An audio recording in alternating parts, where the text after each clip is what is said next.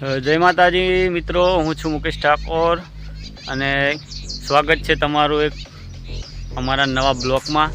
તો આજે મેં આવ્યા કે આ કપાસની ખેતી જોવા। તો કપાસમાં તો બહુ સારું છે અને તમે જોઈ શકો છો કે ફાલ પણ વધારે છે અને કેરીઓ પણ આવી છે અને વરસાદના કારણે કેરીઓ કોવાઈને પડી રહી છે। હવે તો વરસાદને કે હવે બંધ થઈ જા ભાઈ, તો મને ખેડૂત મિત્રોને કંઈક આમાંથી જોવા મળે, બાકી કાંઈ લેવાનું રહેતું નથી।